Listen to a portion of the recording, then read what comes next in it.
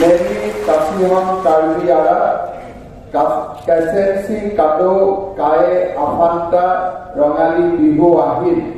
Jume Lapen Karda Padir Iklo Linkan Arjan Tapi Rasinja Lapen Hempo Mokra Ahir Jume Pado Venan Pusi Ninthelo Tepke Undun Atum Afan Amena Asai Anden Sekleng Pamedi Afanta Soningri Iklo আজি আমি সকলোৱে জানো যে আজি 884 জন TET শিক্ষকক নিযুক্তি দিবলৈ আমি ইয়াত সমবেত হৈছো এই টেট শিক্ষকসকল অসম চৰকাৰ আৰু সৰ্বশিক্ষা অভিযানৰ অধীনত নিযুক্তি পাব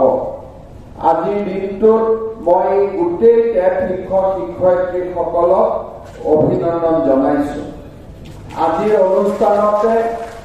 আমাৰ মাজত উপস্থিত যিসকলে কাৰ্বি আংলং জিলাৰ পৰা আইনৰ স্নাতক হ'ল তেখেতসকললৈও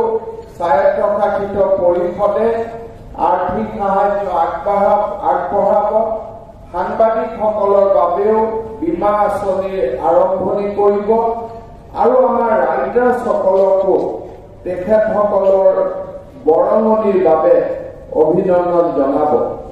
মই আজিৰ এই অনুষ্ঠানত উপস্থিত থাকি সঁচাকৈ আনন্দিত হৈছো আৰু এনে সুন্দৰ আঁচনিবিলাকৰ বাবে কাৰ্বি আংলং স্বায়ত্তশাসিত পৰিষদক ধন্যবাদ আৰু অভিনন্দন জনাইছো আপোনালোকে জানে যে আমাৰ ৰাজ্যখনত অসম চৰকাৰে আটাইতকৈ যদি পুঁজি আমি খৰচ কৰো দুটা বিভাগত আমি আটাইতকৈ পুঁজি খৰচ কৰো সেয়া হৈছে শিক্ষা বিভাগ আৰু স্বাস্থ্য বিভাগ অসমৰ মুঠ জিডিপি 6% ধন আমি শিক্ষাৰ উন্নতি আৰু 6% ধন